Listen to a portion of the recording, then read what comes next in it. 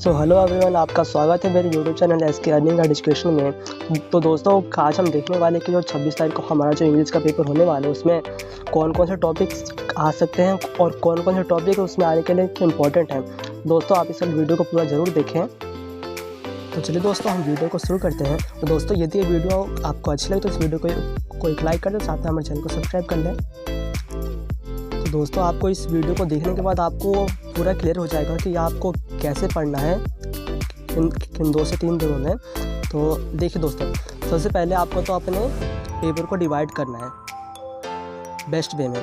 सबसे पहले हमारा पेपर होता है वो पैसेज में होता है, ग्रामर में होता है एंड लिटरेचर के फॉर्म में होता है। 3 पार्ट्स में हमारा पेपर ऑलरेडी डिवाइडेड होता है और इनमें से आपको सबसे पहले वो वाला पार्ट आपको स्टार्ट करना है जो आपको सबसे पहले अच्छे से आता है, जैसे कि पैसेज हो गया, ग्रामर हो गया, फिर लिटरेचर हो गया।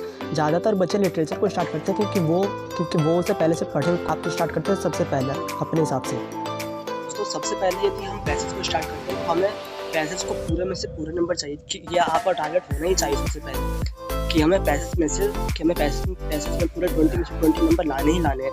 यदि ये आपका टारगेट होगा तो ही आप 20 में से 17-18 नंबर आप उसमें से ला पाओगे। इसलिए सबसे पहले आपको टारगेट हमेशा आपको बड़ा ही रखना है और टारगेट के हिसाब से आपको सारे क्वेश्चन अटेम्प्ट करके आने, आपको एक क्वेश्चन छोड़ना नहीं है। तो दोस्तों, सबसे पहले आपको क्या करना है, सबसे पहले आपको क्वेश्चन को रीड करना है। आपको पैसेज को नहीं पढ़ना, सबसे पहले आपको क्वेश्चन को रीड करना है और फिर जाके आपको अपने पैसेज को पढ़ना है। धीरे धीरे पैसेज को पढ़ेंगे तो आपको सारे आंसर धीरे धीरे उसमें से मिलते रहेंगे। फर्स्ट क्वेश्चन का आंसर स्टार्टिंग के फर्स्ट के 3 से 4 लाइन में आपको ज़रूर ही मिल जाएगा। तो आप क्वेश्चन के हिसाब से ही पैसेज को पढ़ें। और दोस्तों, आपको ये मिस्टेक तो बिल्कुल नहीं करनी है। आपको पेपर में सबसे पहले पैसेज को तो बिल्कुल भी नहीं पढ़ना है। यदि आप पेपर में पहले आप पैसेज को पढ़ते हैं तो आपका दिमाग इसी में उलझ के रह जाएगा और आप क्वेश्चन के आंसर ढूंढने में काफ़ी ज़्यादा टाइम आप इसमें लगा दोगे। और दोस्तों, आपको अपने घर पर प्रैक्टिस ज़रूर करनी है पैसेज की। सबसे पहले आपको तो डेली 2 पैसेज आपको प्रैक्टिस करने ही है। ये जो 2 से 3 दिन हमारे पास रह गए हैं, इसके अंदर आपको डेली 2 पैसेज पर डे आपको सॉल्व करने हैं। तो फ्रेंड, इसके बाद हम अपने लिटरेचर सेक्शन पे आते हैं जो कि हमारी एनसीईआरटी है। तो हमें एनसीईआरटी तो इस समय बिल्कुल भी नहीं पढ़नी है। एनसीईआरटी के चैप्टर्स ही हमारे इतने लंबे हैं, यदि आप इनको पढ़ने बैठो तो इसी में ही आपका टाइम लग जाएगा। तो दोस्तों, सबसे पहले आपको हमारे यूट्यूब पे से या फिर आपको कहीं से भी यूट्यूब की शॉर्ट समरी देखनी है। आपको एनसीईआरटी के हर एक चैप्टर की शॉर्ट समरी देखनी है, हर एक चैप्टर की देखनी है। ये नहीं कि आपको कोई चैप्टर छोड़ देना है, आपको हर एक चैप्टर की देख लेनी है।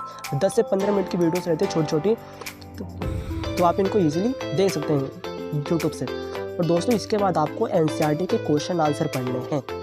एनसीईआरटी के उसी चैप्टर के आपको क्वेश्चन आंसर पढ़ने हैं जिस चैप्टर के आपने थ्योरी, जिस चैप्टर की आपने समरी देख ली यूट्यूब से, क्योंकि इससे आपको क्वेश्चन को कैसे अटेम्प्ट करना है, क्वेश्चन के आंसर को आपको कैसे लिखना है, इसका तरीका आपको चलेगा पता।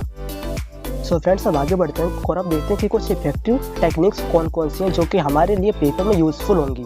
देखिए फ्रेंड्स, आपको PYQs पढ़ना है। PYQs तो इम्पोर्टेंट है ही, क्योंकि PYQs काफ़ी बार रिपीट हो जाते हैं और आपको एनसीईआरटी के क्वेश्चन तो छोड़ने ही नहीं, क्योंकि इंग्लिश सब्जेक्ट में लिटरेचर के पार्ट में काफ़ी सारे क्वेश्चन इंग्लिश के सेम टू सेम आ जाते हैं हमारी एनसीईआरटी से।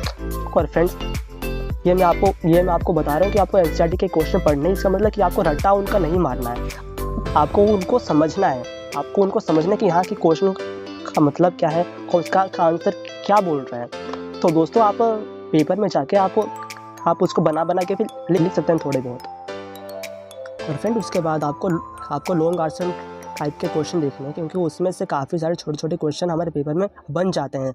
और दोस्तों, लॉन्ग आंसर टाइप हमारे पेपर में 10 से 12 मार्क्स का आता है। तो यदि आपको 2 क्वेश्चन भी आते हैं तो आपके ईजिली उसमें अच्छे नंबर आ जाएंगे। और फ्रेंड, आपको कीवर्ड्स पे ध्यान देना है। आपको एनसीईआरटी के चैप्टर्स के कीवर्ड्स पे ध्यान देना है कि उन कीवर्ड्स का मेन जो कीवर्ड्स है उनका मतलब क्या निकल रहा है। और फ्रेंड्स, आपको पेपर में कीवर्ड्स को तो ज़रूर ही ऐड करना है, क्योंकि कीवर्ड से ही तो हमारा आंसर ब्यूटीफुल बनता है। कीवर्ड से हमारा आंसर अच्छा लगता है पढ़ने में, देखने में। फ्रेंड, आपको क्वेश्चन को लिखना कैसे? सबसे पहले क्वेश्चन में आपको इंट्रो देना है, क्वेश्चन का इंट्रो क्या है, उसके बाद उस क्वेश्चन का टॉपिक क्या है, क्वेश्चन के बाद और उसके बाद आपको देखना है कि हमारे जो क्वेश्चन की जो लाइनें हैं ना, 2-3 लाइनें जो स्टार्टिंग की जो 1-2 लाइनें होती हैं, उसको आपको सेम टू सेम लिखते हैं ना। जो ये मतलब ना कि उसमें जो वर्ड वाई दे रखा है उनको छोड़ के मतलब कि जो हमारा जो क्वेश्चन का जो मतलब है ना उसको लिखना है। उसके बाद हमारा क्वेश्चन में जो मेन पॉइंट होगा जो हमारे आंसर का, वो जरूर आपको लिखना है, क्योंकि उसी के तो नंबर है। और फ्रेंड उसके बाद आपको फाइनल उसका कंक्लूजन देना है। ज़्यादा लंबा चौड़ा आंसर आपका नहीं होना चाहिए, छोटा आप उसको आराम से शॉर्ट में आंसर दें और इफेक्टिव तरीके से आंसर दें। आप यदि इन पॉइंट्स को आप ध्यान रखेंगे तो आपका आंसर अच्छा लगेगा देखने में। इसीलिए आपको आंसर के समय इन सभी पॉइंट्स का ध्यान जरूर रखना है। फ्रेंड्स इसके बाद आते हैं हम अपने राइटिंग सेशन पे।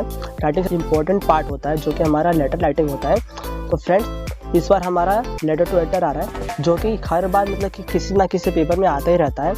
तो फ्रेंड्स आपको इसके प्रैक्टिस ज़रूर करनी है। लेटर हमारा कम से कम 8 से 10 नंबर का आता है, तो इसकी आपको प्रैक्टिस ज़रूर करनी है।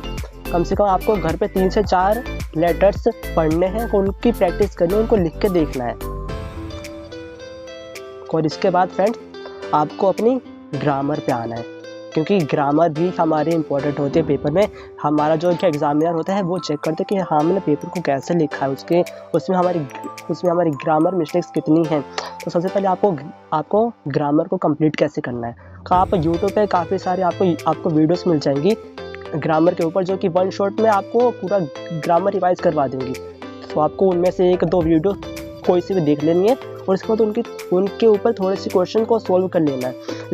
यदि आप उनके ऊपर क्वेश्चन को सॉल्व कर लोगे तो आपकी प्रैक्टिस उस पर बन जाएगी अच्छे से। फ्रेंड इसके बाद आपका टारगेट हमेशा बड़ा होना चाहिए। टारगेट हमेशा बड़ा लेके चलें, चाहे नंबर आपके कितने भी आए, लेकिन आपको टारगेट हमेशा बड़ा होना चाहिए।